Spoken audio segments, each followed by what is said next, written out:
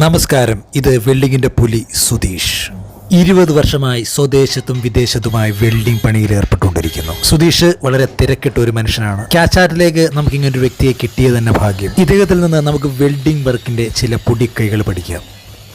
Sudheesh bro, നിങ്ങളൊന്ന് introduce ചെയ്യുമോ? My name is Sudesh. I am working as a welder and I have 11 years experience in welding, TIG welding, arc welding and MIG welding. So I am showing a simple arc welding method. So watch it. ചുരുക്കി പറഞ്ഞാൽ ആർക്ക് വെൽഡിങ്ങിൻ്റെ ഒരു important മെത്തേഡാണ്. അതെങ്ങനെയാണ് set ചെയ്യുന്നതാണ്, അതെങ്ങനെയാണ് weld ചെയ്യുന്നതെന്നാണ് Sudheesh bro നമ്മളെ ഇന്ന് കാണിച്ചു തരാനായിട്ട് പോകുന്നത്. അതിനുവേണ്ടി ഇവിടെ 2 പീസ് എടുത്ത് വെച്ചിട്ടുണ്ട്. ആ പീസിലാണ് ഇത് കാണിച്ചു തരാനായിട്ട് പോകുന്നത്. സുധീഷ് ബ്രോ, ഇതെന്തോന്ന് വിവരിച്ച്, ഇതെന്തോ പരിപാടി? നമ്മൾ ഫസ്റ്റ് വെൽഡ് ചെയ്യുമ്പോൾ ഫസ്റ്റ് പ്രൊസീജിയർ എന്ന് പറഞ്ഞാൽ ഗ്രൈൻഡ് ചെയ്യണം. ഗ്രൈൻഡ് ചെയ്യാതെ ചെയ്ത് കഴിഞ്ഞാൽ വെൽഡിങ് കറക്റ്റായിട്ട് പിടിക്കത്തില്ല. സോ നമ്മൾ ശരിക്കും ഗ്രൈൻഡ് ചെയ്യുക. അതുപോലെ തന്നെ വീക്കിട്ട് അതിൻ്റെ എഡ്ജുകൾ നമ്മൾ വീക്കിട്ടായിട്ട് ചെയ്യണമെന്നാണ്. ഇതിപ്പോൾ അങ്ങനെ ഞങ്ങൾ ചെയ്യുന്നില്ല. വളരെ സിമ്പിളായിട്ടൊരു ഗ്രൈൻഡ് ചെയ്ത് അങ്ങ് വിട്ടുന്നേ ഉള്ളൂ.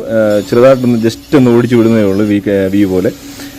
എന്നിട്ട് വേണം വെൽഡ് ചെയ്യാൻ. വെൽഡ് ഇല്ലെങ്കിൽ തുരുമ്പ് ഉള്ളത് കൊണ്ട് ആ വെൽഡിങ് ക്ലിയർ ആകാൻ ചാൻസ് വളരെ കുറവാണ്.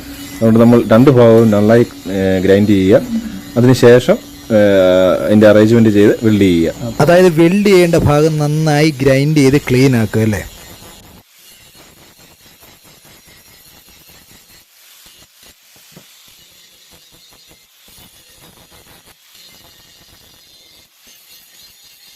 അങ്ങനെ ഫസ്റ്റ് സാൻഡിങ് അതായത് ഗ്രൈൻഡിങ് സെക്ഷൻ കഴിഞ്ഞു. ഇനിയും ഇതിൻ്റെ ജോയിനിങ്. അപ്പോൾ ഈ ജോയിനിങ്ങിന് എന്താ ബ്രോ ശ്രദ്ധിക്കേണ്ടത്?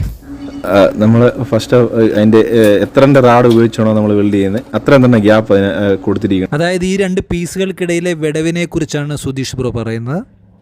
ഇങ്ങനെ വിടവിട്ടില്ലെങ്കിൽ എന്ത് പറ്റും ബ്രോ?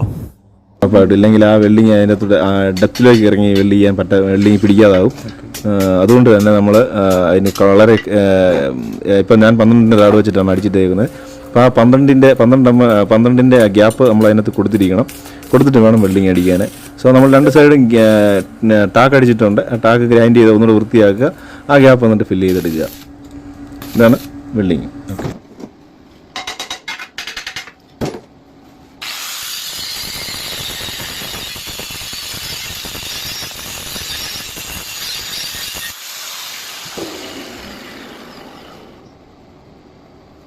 ഇപ്പോൾ നമുക്കിവിടെ കാണാൻ കഴിയും അതിൻ്റെ 2 സൈഡിലും ടാക്ക് പോലെ അടിച്ചിട്ട് അത് നന്നായിട്ട് സാൻഡ് ചെയ്ത് സുധീഷ് ബ്രോ സെറ്റാക്കിയിട്ടുണ്ട്. ഇനി അതിൻ്റെ നിങ്ങൾക്കൊരു ഗ്യാപ്പ് കാണാം. അതിനെയാണ് ജോയിൻ ചെയ്തെടുക്കുന്നത്. അതാണ് ഇതിൻ്റെ മെയിനായിട്ടുള്ള വെൽഡിങ് എന്ന് പറയുന്നത്. സോ നമുക്ക് സുധീഷ് ബ്രോയുടെ ആ മാസ്മരിക വെൽഡിങ് ഒന്ന് കാണാം.